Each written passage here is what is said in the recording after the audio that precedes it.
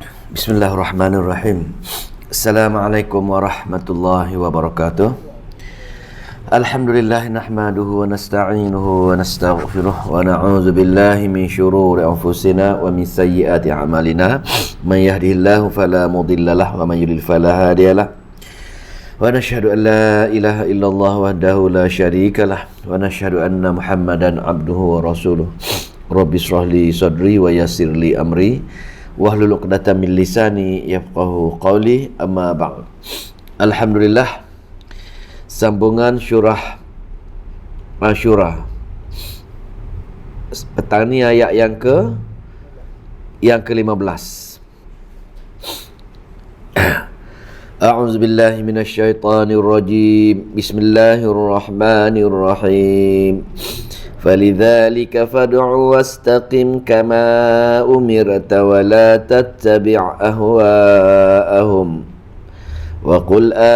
وَقُلْ آمَنْتُ بِمَا أَنزَلَ اللَّهُ مِنْ كِتَابٍ وَأُمِرْتُ لِأَعْدِلَ بَيْنَكُمْ اللَّهُ رَبُّنَا وَرَبُّكُمْ لَنَا أَعْمَالُنَا وَلَكُمْ أَعْمَالُكُمْ لا حجة بيننا وبينكم الله يجمع بيننا وإليه المصير. Ayat ini ialah jalan penyelesaian, penganjuran bila tiap-tiap umat berpecah belah, satu melakukan perkara, satu golongan melakukan perkara-perkara kesyirikan lantaran mereka jahil dan mereka sombong dengan ayat-ayat Allah Subhanahu Wa Taala. Satu golongan lain mereka mengikuti tauhid, yakni mereka belajar beramal dengan ayat-ayat Allah Subhanahu Wa Taala. Jadi bila mereka berpecah bila datangnya ilmu, yakni bila datang ilmu Al-Quran pada mereka berpecah, satu nak belajar, satu nak belajar, maka ubatnya atau jalan penyelesaiannya Allah perintahkan kepada Nabi meneruskan untuk menyeru kepada orang-orang yang tak nak belajar tadi, ahli-ahli syirik tadi, supaya kembali kepada ahli tauhid, menerusi pembelajaran ayat-ayat Allah Subhanahu Wa Taala. Caranya ialah ayat yang kita baca sekejap tadi, falizalika, oleh yang demikian mereka berpecah tersebut. Cara mana? Maka fad'u, serulah mereka, ajak mereka untuk ke jalan tauhid, yakni untuk mentauhidkan Allah Subhanahu Wa Taala. Wastaqim, dengan secara berterusan untuk menyeru kepada jalan tauhid. Kama umirta, sebagaimana yang diperintahkan kepada kamu wahai Muhammad. Jadi bila golongan-golongan Arab Mekah sebahagian besar menolak, maka Nabi diperintahkan untuk istiqamah mengajak mereka dengan ayat-ayat Allah Subhanahu Wa Taala, bukan setakat mengikut selera mereka. Wahai Muhammad, kama umirta, adalah mengikuti arahan-arahanku. Ayat kama wastaqim kama umirta ini ialah suatu ayat yang Nabi menyebabkan, salah satu ayat yang menyebabkan rambut Nabi menjadi uban. Pasal apa? Pasal ayat kama umirta, iaitu sebagaimana yang diperintahkan kepada kamu wahai Muhammad. Mana berat sekali untuk mengikut perintah apa-apa yang Allah telah perintahkan, untuk meneruskan sampai bila-bila. Memikirkan tentang umatnya yang amat-amat degil. Wala tattabi' ahwaahum, dan jangan mengikuti kehendak nafsu mereka, yang mana mereka mensyirikkan Allah Subhanahu Wa Taala kerana atas dasar nafsu mereka saja. Wa qul amantu bima anzalallahu min kitabin, bagi tahu mereka, katalah aku beriman kepada segala kitab yang diturunkan oleh Allah.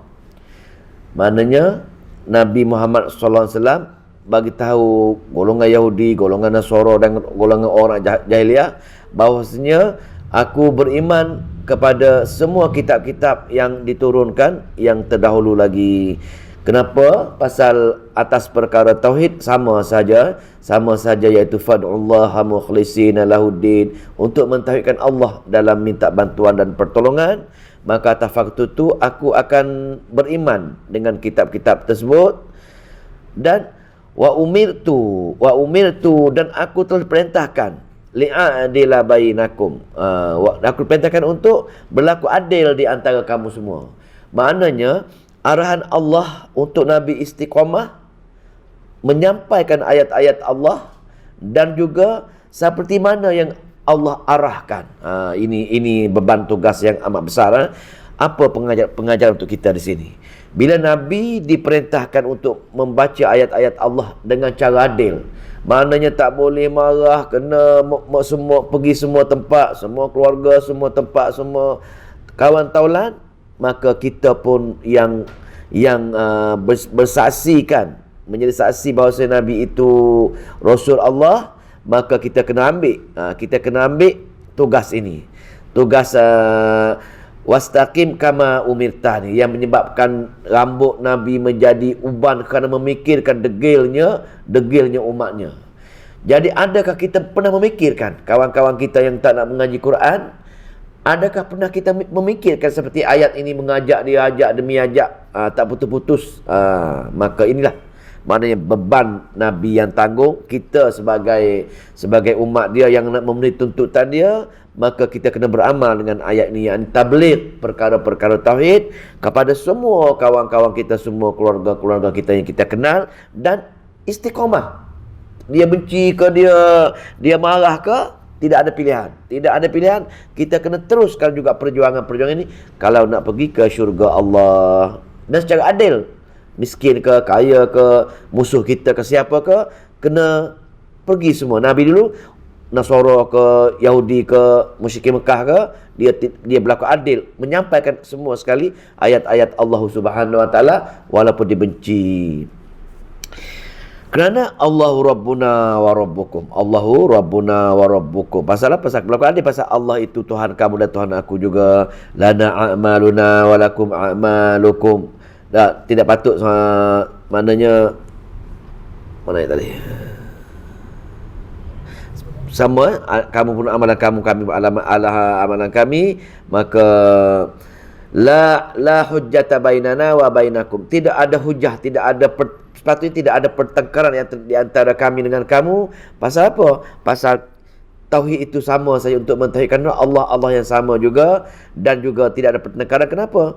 Pasal kena ingat, Allah akan menghimpunkan kita bersama pada hari kiamat, dan kepadanya lah tempat kembali. Allahu yajma'u bainana wa ilaihil masir. Allah tempat kita kembali, maka kena berlaku adil dan kena istiqamah dalam perkara ini. Maka ayat ini ialah ayat untuk adanya pada hari akhirat. Kita maknanya dakwa adanya hari akhirat. Dengar ayat macam ini, kita perlu meyakini adanya hari akhirat dan berikhtiar untuk pergi ke hari akhirat. Ayat yang ke-16, wallazina yuhajjuna fillahi min ba'di mastujiba lahu hujjatuhum dakhiratun 'inda rabbihim. 16 ke 14? 16 dah. 16 dah. Tadi 15 tadi. Yang 16. Ayat 15 tadi kita baru cerita dah. Kita baru cerita bab ayat arahan menyampaikan ayat-ayat Allah dengan cara menyeru secara istiqamah, menyeru secara istiqamah. Ayat 16 yang kita baru baca, wallazina yuhajjuna fillah, dan orang-orang yang yuhajju, orang-orang yang berbantah, orang yang berhujah fillah tentang Allah, min ba'di ma, dari sesudah apa yang ustujiba lahu jahannam, diterima padanya ayat-ayat Allah Subhanahu wa taala. Ayat ini ialah teguran Allah Subhanahu wa taala, iaitu golongan-golongan yang telah menerima, golongan-golongan telah sampai kepadanya ayat-ayat Allah, maka akan menjadi sia-sia kalau tidak ikut seperti mana mereka. Nak cara mudah nak faham kan?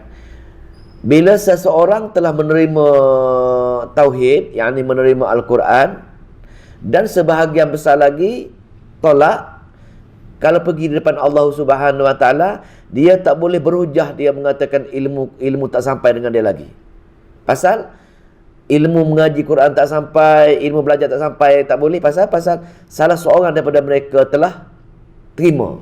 Sebagaimana orang Yahudi, Abdullah bin Salam telah terima ayat-ayat Allah yang sebahagian besar lain tolak, sama ada kejahilan ataupun kedegilan. Maka tak boleh mereka report depan Allah, "Wahai Allah, aku tak tahulah ilmu Quran, aku tahu ilmu tauhid." Tak boleh. Pasal apa? Kalau salah seorang itu dah terima, mana ilmu dah sampai.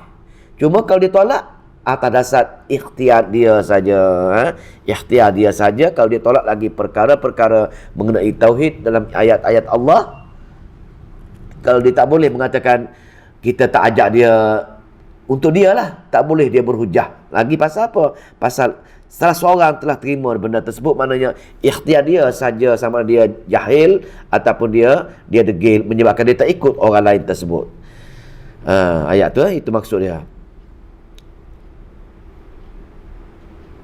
Hujjatuhum dakhidatun 'inda rabbihim wa 'alaihim ghadabun wa lahum 'adzabun syadid. Maka bantahan-bantahan mereka suatu yang batil di sisi Tuhan mereka, wa 'alaihim mereka ghadabun, sia-sia, kemurkaan Allah bagi mereka walahum 'adzabun syadid, tetap hukuman yang amat keras akan menunggu mereka di hari akhirat nanti. Itu maksud dia. Jadi ayat yang ke-17 ini ialah kepentingan mengenai Quran lagi. Allah tambah lagi. Ayat yang ke-17 tengah ini Allah nak cerita lagi peri pentingnya Al-Quran sebagai neraca keadilan, benda yang amat-amat penting. Nak pergi syurga tidak ada pilihan, kena mempelajari ayat-ayat Allah dan beramal dengan ayat-ayat Allah Subhanahu Wa Taala. Atas kepentingan tersebut Allah ceritakan sekali, Allahul ladzi anzalal kitaba bil haqq. Allah lah yang telah menurunkan Alkitab Al-Quran bil haqq, kebenaran semua sekali. Yakni apa dia benar? Perkara-perkara tauhid Al-Quran lah benar sekali. Mentauhidkan Allah, yang lawannya syirik pada Allah Subhanahu Wa Taala merupakan perkara batil. Bukan sekadar kebenaran saja, maka perkara lain lagi, wal mizan, ada neraca untuk kita tengok. Bila hari-hari kita baca Quran, faham Quran, di situ ada neraca, sebagai neraca untuk kita pilih yang mana satu betul, yang mana satu tak betul. Tauhid betul, syirik tak betul. Sunnah betul, bid'ah tak betul. Atas perkara inilah Al-Quran yang nak ceritakan. Tapi kalau kita tidak mendekati Al-Quran sebagaimana yang Allah nak bagi ayat taghrib, pendorong untuk belajar Al-Quran, kita termasuk golongan-golongan orang yang rugi, iaitu wa ma yudrika la'allaka sa'ata qarib. Maka tidak kamu tahu, wahai hamba, tidak kamu mengetahui, la'alla sa'ah, boleh jadi hari kiamat amat-amat dekat dengan kamu. Pasal orang-orang Arab jahiliyah, dia tak ada wahyu, tak ada kitab. Mereka dia tidak percaya dengan hari akhirat untuk golongan tersebut. Maka mereka sering minta dengan Nabi, kalau betul Nabi hari akhirat ada, cepatlah turun pada kami hari kiamat ni. Cepat turun pada kami. Kami nak tengok sejauh mana hari kiamat tersebut. Dia mengejek-ngejek Nabi. Itu untuk golongan dia. Untuk kita, ibrah yang kita nak ambil daripada ayat ini ialah dah tahu dah Al-Quran ini merupakan perkara-perkara kebenaran. Nak benar, tengok Quran, baca Quran, beramal dengan Al-Quran. Selain daripada Al-Quran merupakan perkara nafsu saja. Dan dalam Al-Quran inilah yang kita nak belajar dakwah surah ini, iaitu mana-mana nak hujah amalan yang benar, amalan sunnah Nabi, hanya ikut sebagaimana kitab dalil daripada surah seperti surah Ashura ini, iaitu segala dalil bukti selain daripada yang diceritakan oleh surah Ashura, iaitu selain dalil dan bukti yang Allah turun kepada semua nabi-nabi dia, daripada nabi terawal, nabi akhir, nabi yang ramai peminat seperti Nabi Musa dan Nabi Isa, yakni bangsa Israel sampai sekarang masih ada lagi. Maka semua sama, yakni fad'ullaha mukhlishina lahuddin. Itulah perkara-perkara kebenaran untuk mentauhidkan Allah Subhanahu Wa Taala. Dan dia juga sebagai wal mizan, sebagai neraca nak ukur dia. Kalau tak buat semacam ini, itulah ikut hawa nafsu. Buat ikut macam ni, itu daripada Allah Subhanahu Wa Taala. Jadi perkara-perkara dalam Al-Quran inilah nak ceritanya. Dalam Al-Quran ada 1/4 mengenai perkara-perkara akhirat. Kalau tengok surah tu, daripada surah Sabah hingga surah An-Nas, sebahagian besar surah-surah cerita bab adanya hari akhirat. Bila kita baca, bertadabbur surah-surah ini, baru kita yakin dengan adanya hari akhirat. Jadi untuk orang Arab jahiliah, dia tak tahu, tak ada kitab, so dia tahu adanya hari akhirat. Tapi untuk kita, ibrah untuk kita pula, kalau kita tak hari-hari baca ayat-ayat macam ini, keyakinan kepada hari akhirat tidak ada. Betul Allah kata, wa ma yudrika la'alla as-sa'ata qarib. Tidak kamu ketahui bahasanya boleh jadi kiamat dekat sangat. Itu kiamat kubra. Kematian kita juga merupakan hari permulaannya hari akhirat, hari kiamat kecil untuk kita. Bila kita mati saja, habislah untuk terima hukuman saja di alam sana.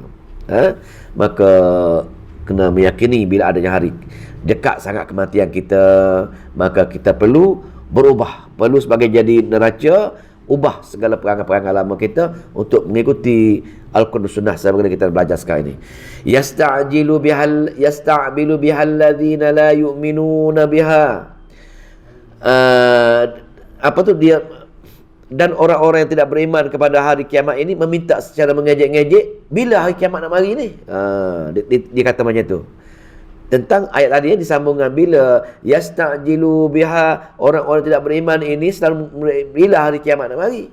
Bihal ladzina la yu'minuna biha wallazina amanu, tapi orang beriman, wallazina amanu musyfiquna, amat takut minha, dengan hari kiamat ini. Pasal apa? Pasal kita dah baca Al-Quran, ngerinya hari kiamat. Orang yang tak baca Quran tidak ada rasa-rasa, pasti dia tak takut. Dia tak ada takut.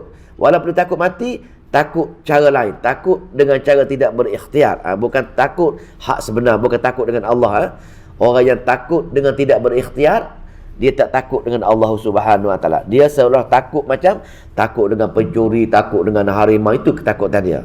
Takut dengan Allah, lagi takut, lagi rapat kita nak taat dengan Allah Subhanahu Wa Taala, dan lagi banyak kita berikhtiar nak pergi menemui hari akhirat tersebut.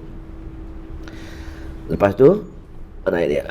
Wallazina amanu musyfiquna, dan orang yang beriman amat musyfiqun, amat takut, amat ngeri minha, daripada hari kiamat tersebut. Wa ya'lamuna annaha, dan mereka mengetahui bahawa al-haq, kebenaran yang benar Al-Quran tersebut. Lepas tu ala innal ladzina yumaruna fi nafis sa'ah la fi dhalalim ba'id. Sesungguhnya orang-orang yang membantah tentang hari kiamat, memperli-perli pada hari kiamat, cepat-cepat nak minta mengejek-ngejek suruh datang hari kiamat tersebut, sebenarnya la fi dhalalim ba'id, mereka benar-benar dalam kesesatan yang jauh sangat.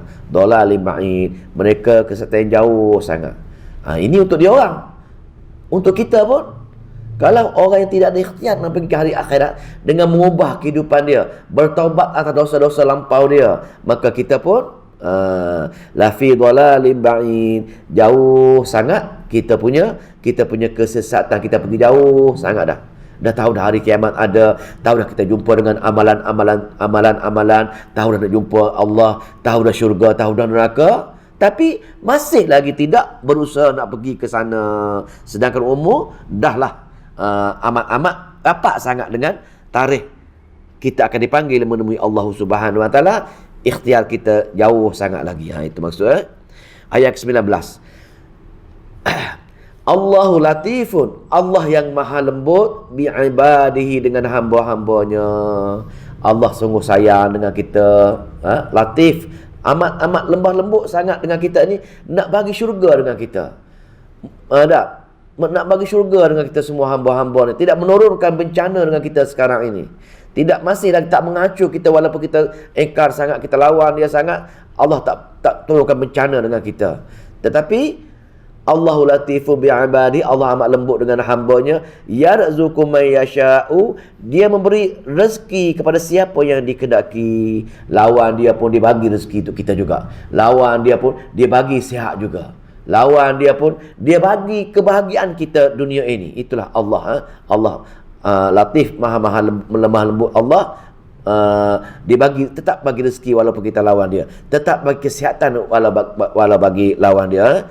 Lepas tu ingat, tapi di hari akhirat nanti bila Allah selalu membagi rezeki dengan kita, tetapi kita lawan dia juga, maka dia wahwal qawiyul aziz, wahwal qawiyyu, Allah maha kuat dan maha perkasa, di mana bila kita pergi menemui Allah akan hukum dengan hukuman-hukuman yang amat keras untuk kita, golongan-golongan yang tak nak kembali dengan dia, yang tak nak menjadi ahli tauhid dan menyeru juga kepada selain daripadanya.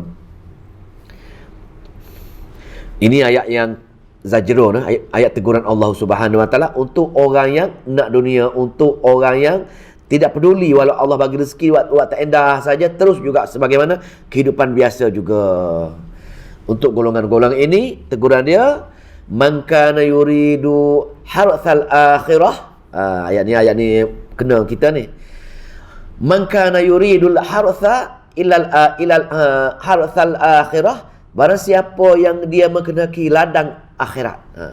Sesiapa nak pergi ladang inilah macam kebun lah, nak pergi bertanam, nak pergi, contoh ni nak pergi berkebun di hari akhirat, nak ambil taman-taman ladang di hari akhirat ini, maka dia pun buatlah seperti mana orang berkebun. Orang berkebun macam mana orang berkebun? Dia menyangkul, dia tanam pokok, dia jaga racun, dia siram air. Itu orang nak berkebun. Pasal apa? Nak memetik ladang, nak memetik hasil-hasil di hari akhirat. Dia akan buat persiapan untuk pergi ke hari akhirat. Dia berikhtiar. Pasal apa? Dia meyakini hari akhirat. Tengok Allah kata, sesiapa yang buat persiapan ikhtiar nak pergi hari akhirat, pasal dia yakin adanya hari akhirat, dia takut dengan keadaan di hari akhirat, nak jumpa dengan aku, maka dia pun tengok apa-apa arah aku dalam kitab aku, maka apa Allah buat, nazid lahu fi harthih. Tengok, nazid lahu, kami akan tambahkan. Tengok betapa lembutnya Allah, betapa pemurahnya Allah. Kamu berikhtiar nak pergi dengan aku akan tambah. Apa tambahan Allah? Minimum buat satu, Allah tambah 10. Baca satu ayat ni, man 10 gandaan dia. Tengok tapi tak nampak sekarang ni, akhirat baru nampak. Cara nak nampak, kita kena meyakini ini kata-kata Allah. Nazid lahu fi harthi, aku akan tambah ladangnya, membiakkan ladangnya. 1 bagi 10, 1 bagi 20, 1 bagi 50, hingga 1 bagi 700. Tengok, setiap yang kita buat baik, Allah gandakan sehingga 700. Itu dalam ayat Allah. Dalam ayat lain, aku akan tambah di luar jangkaan hingga kamu tak terkira banyaknya tambahan aku. Masya Allah. Tengok betapa kenapa Allah buat macam ni. Kenapa Allah terlalu baik dengan kita, terlalu lembut dengan kita, terlalu pemurah dengan kita? Pasal Allah nak bagi kita ini kesayangan dia, nak suruh kita berehat dalam syurga, menikmati hasil syurga yang indah, terlalu indah. Allah tengok, dia nak akhirat saja, dia gandakan. Lepas tu ingat ni, saya satu lagi, wa ma lahu wa man kana yuridu, sesiapa yang menginginkan harthud dunia. Tengok ni, sesiapa yang menyintai dunia, nak dunia ni, nampak panjang sangat dunia, dia tak nampak akhirat dia. Kana yuridu hartha ad-dunya nu'tihi minha, kami beri kepada dunia. Tengok, dia kerja rajin, dia bagi kekayaan, dia bagi rumah besar, kereta besar, semua segala-gala kemewahan. Segala kemewahan Allah akan bagi pasal kita nak dunia. Ini dipanggil istidraj. Buat dunia saja, Allah gandakan. Bukan ganda ni, Allah bagikan dunia dengan kita. Tapi kena ingat, ini ayat teguran ni. Ini Allah nak tegur kita ni. Kami bagi kepada kemewahan dunia, walau bagaimanapun, wa ma lahu fil akhirah, aku tak akan bagi akhirat dengan dia. Tengok, untuk orang-orang yang tergila-gilakan dunia, siang malam cari dunia, hingga lupa pasal Allah, jasa Allah, lupa pasal mentauhidkan Allah, lupa pasal Al-Quran Allah, maka aku akan bagi dengan dunia dengan dia. Pasal dunia tak ada apa-apa pun. Kita saja rasa hebat dunia ini. Tapi wama lahu fil akhirah. Tempat-tempat yang kekal yang kamu betul-betul bahagia selama-lamanya, aku akan tidak bagi min nasib. Apa-apa bahagia pun di hari akhirat. Maka kena kita semua, semoga Allah jauh kita daripada menyintai dunia secara hulu. Maksud di sini ialah kita lupa adanya hari akhirat. Maka kita nak sangat dunia hingga lupa nak buat apa-apa yang Allah perintahkan untuk kita taat dengan dia, untuk kembali ke hari akhirat tidak ada bagi kita. Maka Allah bagi dunia saja. Ayat ini cukup-cukup terkesan lah. Maka kita kena hati-hatilah bila kita tak yakin, tak takut dengan hari akhirat. Maka ayat itu terkena kepada kita. Maka atas dasar inilah cara mana nak tahu kita Allah bagi akhirat tak bagi akhirat. Ada tak setiap hari kita berdoa dengan Allah, bertaubat dengan dia, muhasabah diri kita nak kembali dengan dia. Kalau tak ada rasa takut sangat dengan Allah itu, Allah tak bagi akhirat dengan kita tu. Itulah tanda dia. Allah bagi tak kita peluang taufik untuk bertaubat dan untuk tengok diri kita atas dunia ini. Itu dia. Jadi bila tengok macam itu, tengok Allah nak semua sekali kita ke syurga dia. Tak, setiap kita buat sikit tu Allah gandakan kebaikan tersebut. Pasal Allah nak juga kita pergi ke syurga dia. Tapi manusia degil lagi. Bukan setakat degil saja. Degil lagi manusia bukan setakat degil dari segi amalan-amalan ini. Tapi manusia degil dari segi mensyirikkan Allah Subhanahu Wa Taala. Dengan Allah ceritakan kudrat dia, ilmu dia, tapi kita tak buat juga. Maka jauh sangat dengan Quran. Maka Allah tegur lagi am lahum syuraka'u, ataukah bagi mereka ada sekutu syar'u yang mereka mensyariatkan lahum min din dalam agama mereka, yang mereka tidak mentauhidkan Allah dengan mempelajari ayat-ayat Allah, tak nak beramal dengan Al-Quran dan Sunnah. Adakah bagi mereka yang mereka suka sangat, mereka yakin sangat dengan perbuatan-perbuatan amalan yang bid'ah dan amalan bid'ah dan akidah yang syirik, akidah bertawassul, akidah khurafat? Kenapa macam itu? Adakah syariat ni dakwah surah ni, adakah syariat lain yang mereka rasa mereka ikut walaupun tak ada dalam Al-Quran, tak ada hadis, mereka buat juga? Am lahum syuraka'u, adakah sekutu-sekutu aku yang buat syariat pada kamu yang kamu ikut? Macam tu, nampak tak? Allah cerita ni. Allah cerita, yang kamu tak nak buat sunnah, yang kamu tak nak buat tauhid, yang kamu suka bid'ah, yang kamu suka perkara-perkara khurafat ini, adakah itu merupakan agama-agama kamu? Sekutu-sekutu Tuhan-Tuhan lain yang buat syariat kamu ikut dia?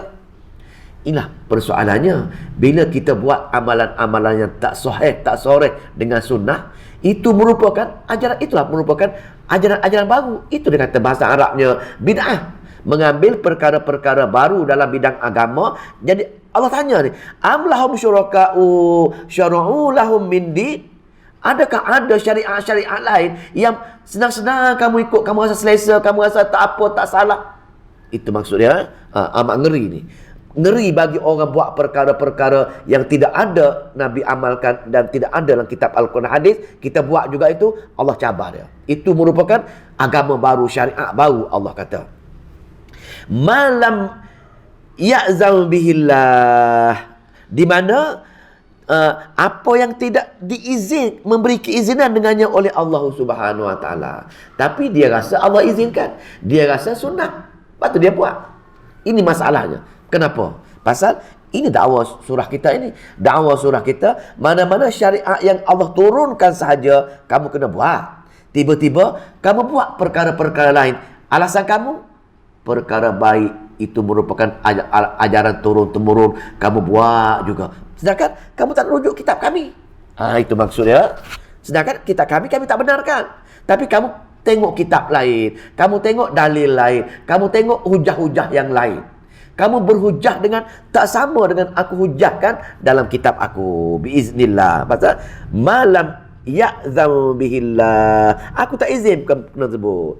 Tengok Walah bagaimana tengok ni Allah ni. walaula kalimatul fasli laqudiya bainahum. Walaula kalimatul fasli, kalau tidak kerana telah ditakdirkan memang aku nak hukum di hari akhirat nanti, nescaya laqudiya bainahum. Sekarang juga aku musnahkan kamu, wahai hamba. Tengok ni, orang buat khurafat, orang buat bid'ah, orang buat apa-apa ajaran yang tak sama dengan Al-Quran Sunnah ini. Allah kata, kalau bukan kerana takdir aku nak hukum dengan berat kamu di hari akhirat nanti, nescaya sekarang juga aku hancurkan, aku bunuh kamu, aku hancurkan semua kamu dengan bala azab yang aku turunkan. Dahsyat ayat ni. Ayat ni bila kita dengar ayat ini, bila kita buat perkara-perkara yang bercanggah dengan Al-Quran Sunnah, maka amat-amat kita segera bertaubatlah. Walaula kalimatul fasli laqudiya bainahum. Kalau bukan kerana takdir yang aku tetapkan untuk menghukum kamu di hari akhirat nanti, aku hukumkan kamu sekarang ini. Tapi tadi Allah kata, Allah sifat dia Maha Allah Latif, Maha Pemurah, Ar-Rahman. Sifat Allah tadi, Allah beri kebenaran. Takut-takut kita dengar ayat-ayat Allah, nak mengaji ayat-ayat Allah, kita boleh berubah, kita cari mana yang benar, mana yang batil, kita boleh berubah, maka insya-Allah Allah akan ampunkan dosa kita dan Allah akan ubah hukuman dia di hari akhirat. Wa innadh zalimina lahum adzabun alim. Orang-orang yang zalim tidak berubah juga, tak nak mengaji juga, walau Allah beri kebenaran demi kebenaran untuk belajar, Allah bagi umur panjang lagi, Allah beri kesihatan lagi, tapi wa innadh zalimina, orang-orang yang zalim, bagi mereka nanti tetap degil juga azabun alim, azab yang alim ni amat pedih dan makin bertambah. Alim ni makin pedih, makin hari makin bertambah, makin hari makin bertambah. Tapi bila kita tak ada buatnya, kita rasa pedih je azab, tak ada apa-apa, maka tak terperi sakitnya bila makin hari makin bertambah. Lepas tu ayat yang ke 12, 22, ayat takhwif ukhrawi, ayat ancaman akhirat. Tidakkah kamu melihat orang-orang yang zalim? Apa dia zalim? Taklah orang yang buat juga amalan-amalan yang bercanggah dengan Al-Quran Sunnah ni, dia buat juga. Maka kamu akan melihat orang-orang yang zalim, musyfiqina, orang-orang yang takut pasal apa? Pasal mimma kasabu, dengan apa yang mereka telah kerjakan, wa huwa waqi', sedang dia sesuatu yang jauh atas mereka. Wallazina amanu wa amilus solihati fi rawdatil tijannati lahum ma yasha'una 'inda rabbihim dzalika huwal fadlul kabir. Pada hari kiamat nanti, ini takhwif kharawi, pada hari kiamat, pada hari akhirat nanti, engkau akan melihat orang-orang yang zalim. Orang zalim tadilah yang selalu buat perkara-perkara buruk, dia tidak ada tidak ada ilham untuk bertaubat, tidak ada masa apa, pasal diberi Quran, tak menggunakan akal untuk kembali, mereka tidak diberi inabah, maka golongan ini amat-amat takut, ngeri di atas apa yang telah mereka lakukan, sedang azab yang menunggu mereka tetap menimpa mereka, tidak akan ada ruang lain lagi untuk mereka terkeluar daripada azab neraka jahanam tersebut. Sebab tu bila kita nampak azab, pintu taubat dah tutup, amat ngeri sekali. Tengok azab pasal apa? Sana kekal selama-lamanya untuk orang syirik pada Allah. Dan ayat tabsyir ialah sini wallazina amanu, dan orang-orang beriman pula, orang belajar Al-Quran, orang-orang ahli tauhid, golongan yang tolak benda-benda yang bercanggah dengan dalil tadi, buat amalan berdasarkan dalil dan bukti saja. Untuk golongan ini, wallazina amanu, orang beriman, setiap tidak mensyirikkan Allah, wa amilus solihat, dia beramal dengan amal-amal yang Nabi buat saja, wa amilus solihat, amal soleh. Amal soleh ialah amalan yang ditunjukkan oleh Nabi dan sahabat. Ini amal soleh, ada dalil bukti baru boleh beramal. Fi rawdati, maka di dalam taman-taman syurga al-jannah, rawdah, taman-taman syurga, kebun-kebun, taman-taman kebun syurga, lahum, untuk mereka, yasha'una, mereka kehendaki, apa-apa mereka kehendaki dapat semua sekarang ini di syurga nanti, anda di sisi Tuhan mereka. Zalika, demikian itulah pasal mereka beramal soleh dan mereka beriman seperti mana untuk ahli tauhid. Zalika huwal, itulah dialah fadlul kabir, karunia yang maha besar oleh Allah Subhanahu wa taala. Itulah kemenangan dunia, kemenangan akhirat atas perkara tersebut. Zalika, demikianlah apa?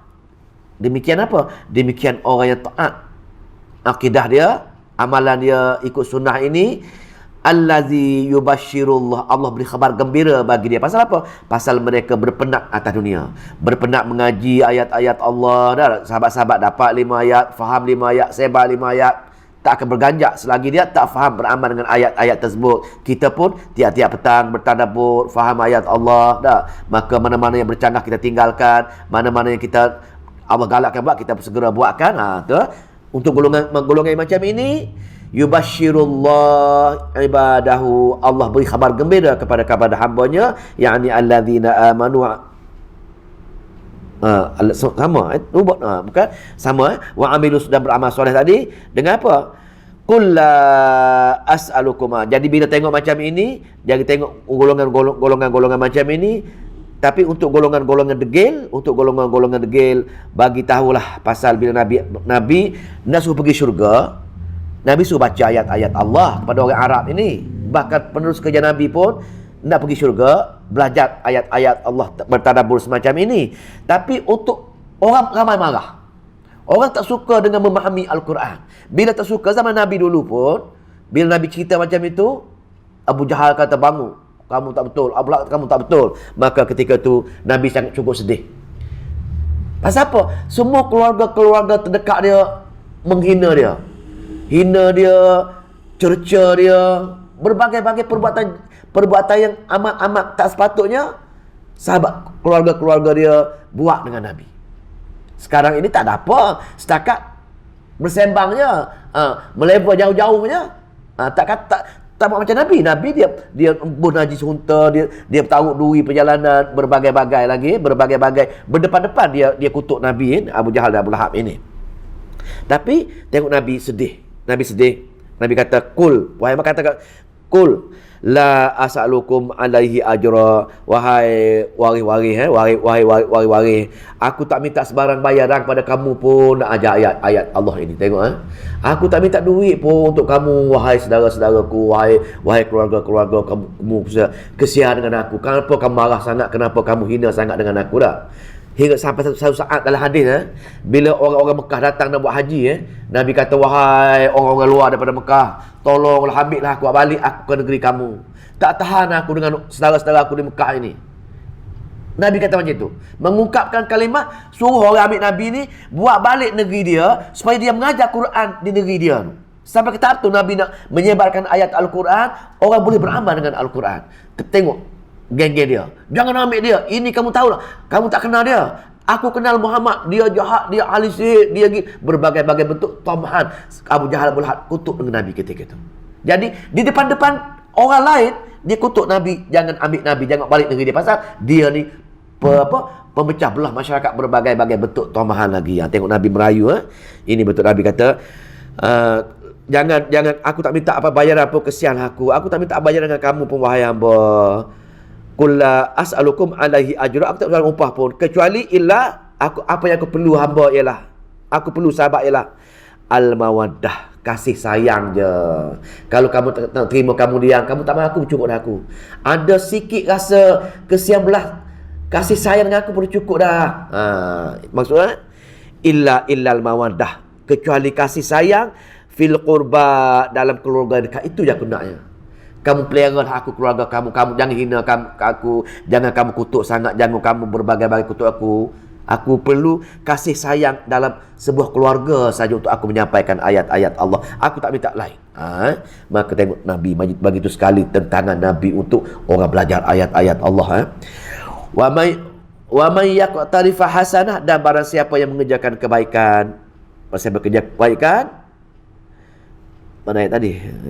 Wa may yaqtarif hasanatan, barang siapa yang mengerjakan kejahatan, nazid lahu fiha husna innallaha ghafurun syakur, dan barang siapa mengerjakan kebaikan akan ditambahkan baginya padanya kebaikan, sesungguhnya Allah Maha Pengampun. Betul ayat itu? Betul?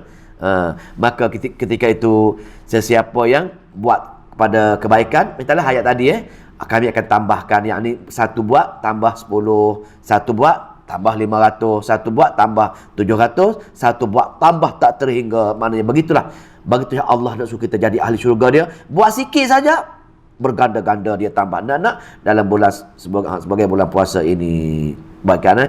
Innallaha ala, dan sungguhnya bila kita mengaji Quran, dengar ayat-ayat Allah, tinggalkan perkara-perkara yang bercanggah dengan tauhid, maka Allah akan ampunkan dosa-dosa lampau kita. Allahu ghafurun syakur.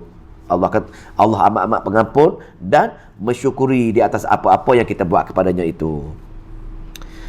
Itu ayat yang ke-24. Ini penentangan orang-orang Arab jahiliah dengan Nabi. Am yaqulu naftara 'ala Allahi kaziba fa in yasha'illahu yakhtim 'ala qalbik wa yamhu Allahu al-batila wa yuhiqqul haqqa bi kalimatih innahu alimun bidzati sudur. Orang-orang yang kafir tidak mengakui kerasulan Nabi, bahkan mereka mengatakan ia telah mereka dusta terhadap Allah. Bila Nabi baca ayat-ayat Allah, mereka mengatakan, wahai Muhammad, kamu telah mereka-rekakan daripada Allah, kamu sampai ayat pada Allah ini. Sebenarnya tidak patut mereka berkata demikian, kerana Allah berkuasa jika Dia menghendaki menutup hatimu dan ingatanmu daripada menyatakan apa yang kau telah nyatakan. Tapi Allah tidak menghendaki demikian, bahkan Ia beri kuasa menyampaikan perintahnya.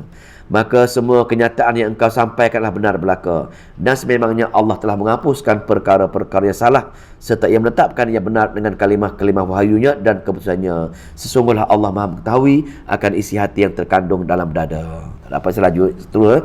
Wa huwal ladzi yaqbalu taubah an ibadihi wa ya'fu anis sayyi'at wa ya'lamu ma taf'alun. Dan Dialah Tuhan yang menerima taubat dari hamba-hambanya yang bertaubat, serta memaafkan kejahatan-kejahatan yang mereka lakukan, dan Ia mengetahui apa yang kamu kerjakan. Ini untuk golongan-golongan yang baik, golongan-golongan yang mengaji Quran tadi, iaitu ketandaan yang kita tengok tadi. Bila kita buat baik tadi, ketandaan kita buat baik ialah kita sering istighfar dan bertaubat.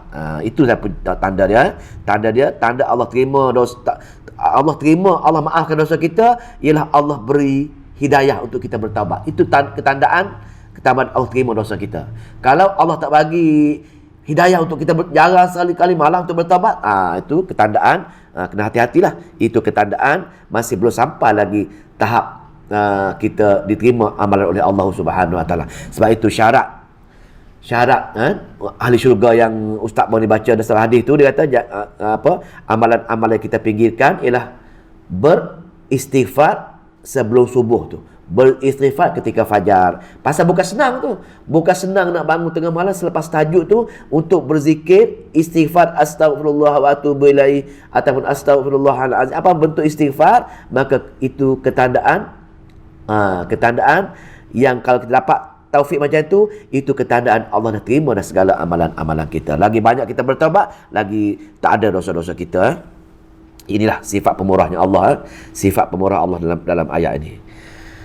Ayat 26, bila kita bertaubat, bila kita berdoa dengan Dia semata-mata untuk mentauhidkan Allah, itu fad'ullah, tidak ada langsung kepada perkara pergantungan hati kepada perkara lain, penuh keikhlasan untuk Allah sebagai tema surah ini, fad'ullah mukhlishina lahuddin. Jadi bila kita buat macam tu, wastajibul ladzina amanu wa amilus solihat, dan Dia akan perkenalkan doa permohonan orang-orang yang beriman dan beramal soleh. Itu je syarat dia, kena beriman, kena amal soleh. Jadi kalau kita tak beriman, tak beramal soleh, beramal tapi bukan soleh, beriman tapi dalam masa sama dengan perkara-perkara lain kita pergi seru, kita pergi minta juga, maka tak akan Allah tak akan kabulkan permohonan. Pasal apa? Allah kabul untuk orang akidah yang tauhid, untuk amal soleh, itu amal sebagaimana sunnah.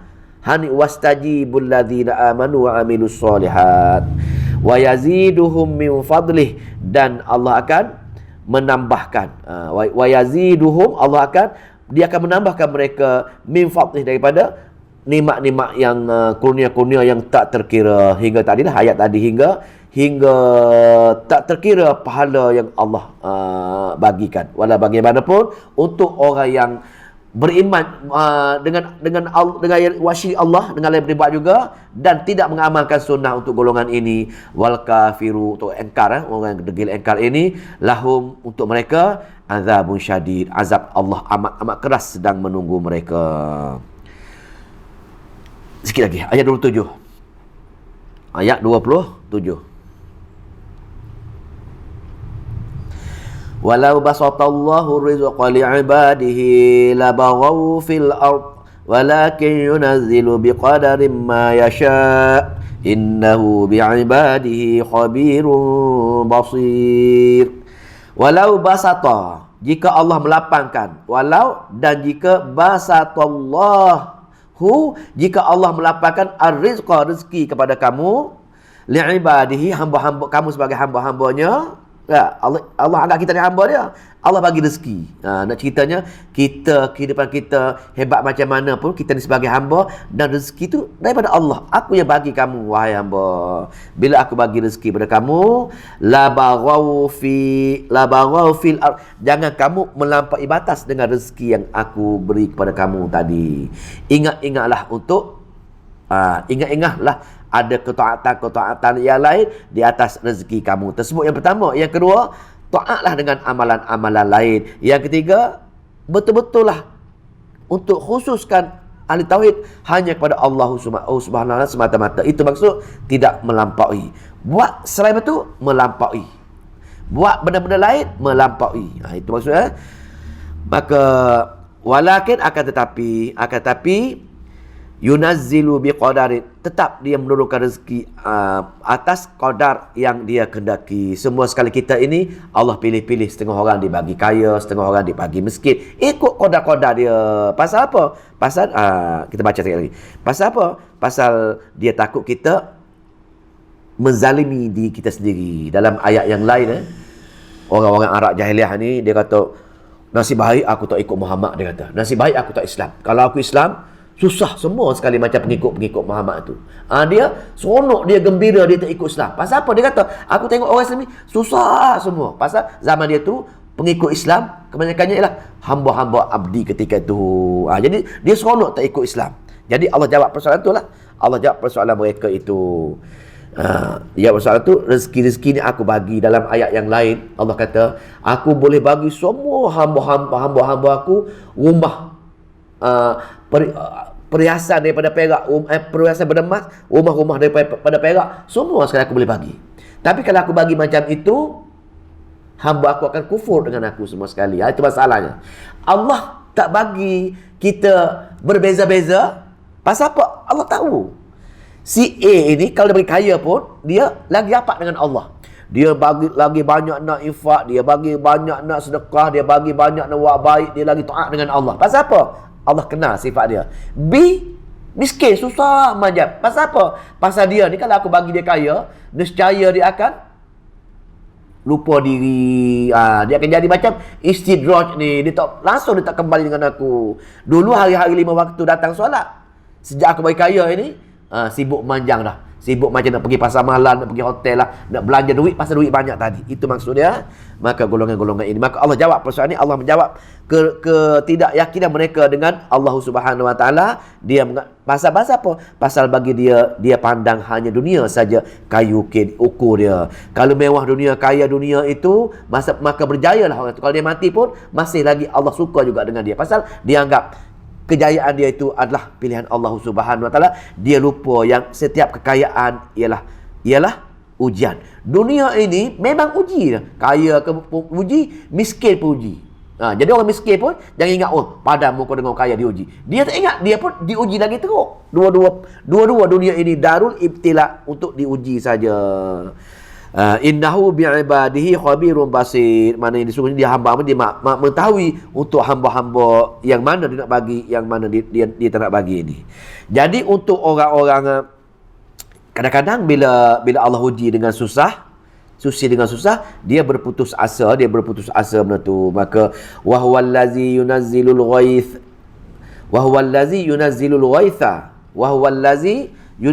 ghaitha, dan dia yang menurunkan hujan min ba'di ma, dari sesudah fanatu mereka berputus asa, qanatu wa yanshuru rahmatah. Dia tiba-tiba Allah kata aku turunkan hujan. Setelah mereka kemarau lama, mereka berputus asa dengan tak ada hujan, kami turunkan hujan dengan rahmat kami. Maka ketika itu, dan sebenarnya wahwal waliyul hamid, dan dialah yang apa, boleh menyelesaikan segala masalah, yang terpuji semua sekali itu. Itulah tanda-tanda kebesaran Allah Subhanahu wa taala. Bila sebarang masalah apa sekalinya, Allah yang urus tadbirkan semua sekali. Sebagai ni sambungan daripada ayat tadi tu, sambungan ayat tadi, bahasanya hanya yang boleh bagi rezeki, boleh bagi kesenangan, boleh bagi kesempitan, hanya Allah Subhanahu wa taala, dan itu sekadar nak uji hamba-Nya sahaja.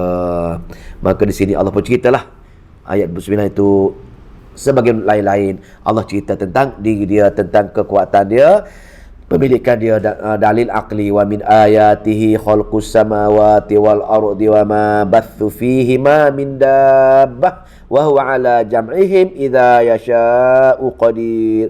Dia di antara tanda-tanda kuasaannya ialah kejadian langit dan bumi segala yang dibiarkan pada dua-dua makhluk yang melata, dan ia maha kuasa menghimpunkan mereka semuanya ia kenaki.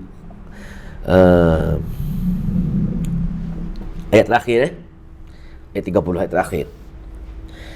Bila Allah kenakan diri dia, kehebatan dia, dia yang buat segala sesuatu, maka Allah nak menunjukkan keadilan, maka Allah ceritakan sebarang kezaliman, sebarang yang Allah humbankan ke neraka jahanam ialah berpunca daripada kamu sendiri, wahai manusia. Aku kalau boleh nak letak semua kamu ini ke syurga aku, tapi kamu yang tak nak.